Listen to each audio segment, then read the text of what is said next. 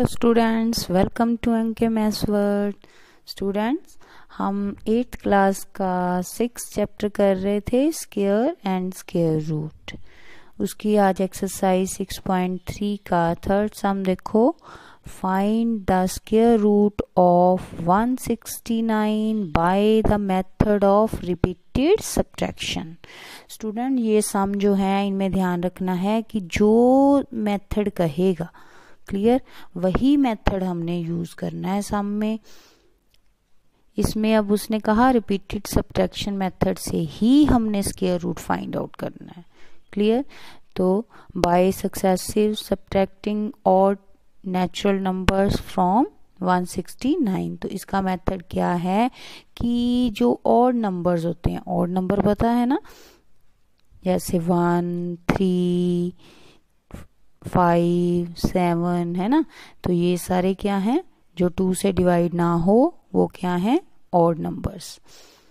तो अब या दूसरी तरह भी कह सकते हैं कि जिनके पेयर ना बने तो वो क्या है, ऑड नंबर्स। जैसे यहाँ पे 169 है ना, तो 169 से सबसे पहले ऑड नंबर कौन सा होता है, 1 सब्ट्रैक्ट करेंगे, कितना आ गया, 168। अब 168 में से नेक्स्ट ऑड नंबर जो है वो सब्ट्रैक्ट करेंगे, माइनस करेंगे इसमें।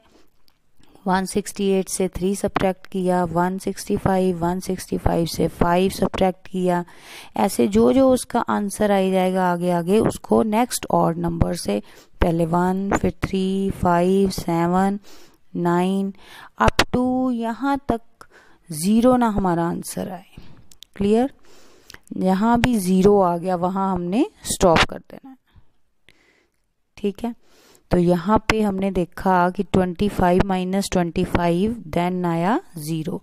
अब सभी स्टेप्स को काउंट करना है कि हमने कितने स्टेप किए हैं, देन जाके 0 कब आया। तो यहाँ से हमने काउंट किया 1, 2, 3, 4, 5, 6, 7, 8, 9, 10, 11, 12, 13।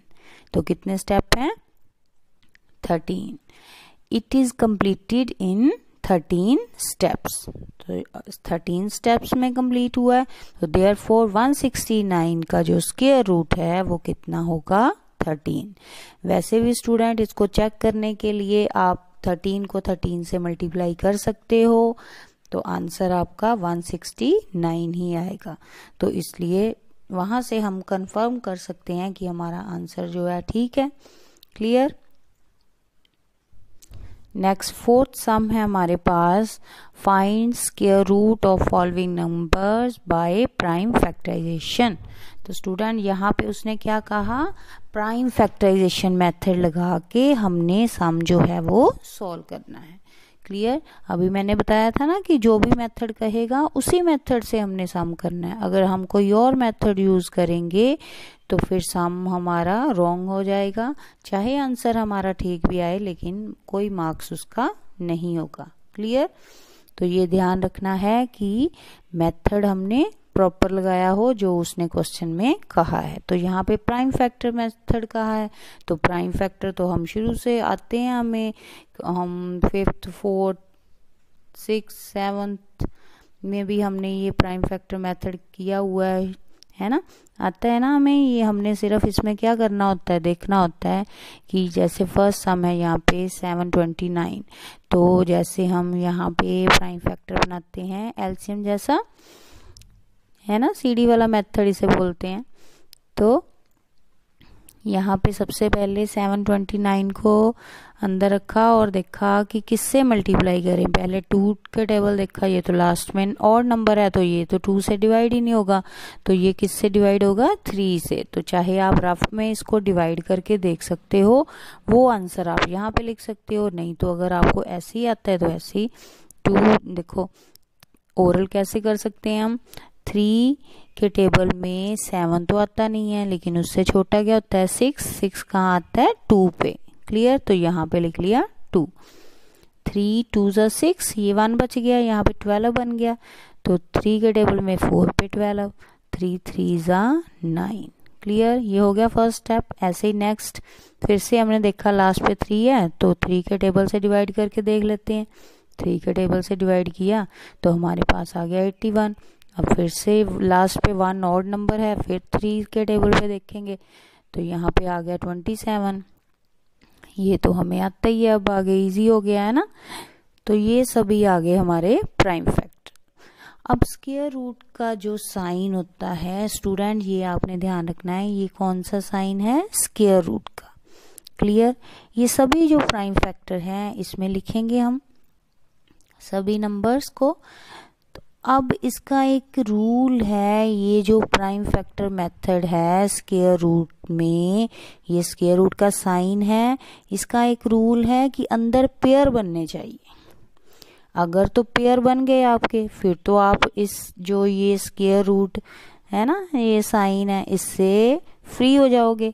अगर नहीं पेयर बना तो फिर आपको अंदर ही रहना पड़ेगा। क्लियर। तो हमने देखा कि यहाँ पे तो सभी के पेयर्स बन गए हैं, ये भी 3 3 के साथ, ये भी 3 3 के साथ, और ये भी। देन इन्होंने अपना अपना पेयर लिया और 1 होके बाहर आ जाना इन्होंने। क्लियर। रूट का साइन हट जाएगा इनसे, और ये जो पेयर हैं ये एक जो नंबर है वो बाहर आएगा इसमें से, हर एक पेयर से एक नंबर बाहर आ जाएगा। ठीक है। ये जो 3 3 है इनका 3 आ गया बाहर, ये 3 2 में से एक 3 बाहर, ये 2 में से एक, तो ये स्क्वायर रूट से फ्री हो गया। ये साइन अब नहीं आएगा।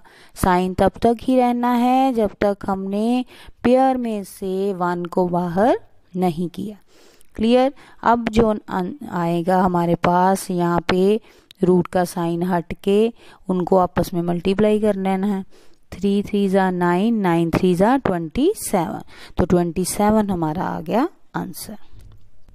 ऐसे स्टूडेंट इसका सेकंड पार्ट है 400, तो 400 स्क्वायर रूट में। अब इसके भी प्राइम फैक्टर बनाए, पहले देखा कि ये 400 है, ये इवन नंबर है तो ये 2 पे डिवाइड होगा ही, है ना।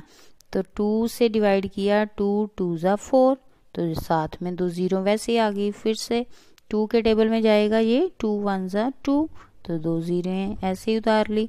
फिर से 2 के टेबल में 100 कहाँ आता है, 50 पे। देन 2 के टेबल में 50, 25 पे, 5 के टेबल में 25, 5 पे, 5 1 ज़ा 5, तो ये आ गए हमारे प्राइम फैक्टर। इनको हमने स्क्वायर रूट के साइन में डालना है, स्क्वायर रूट फाइंड आउट करना है ना हमने, तो ये स्क्वायर रूट का साइन दोनों तरफ लिख लेंगे।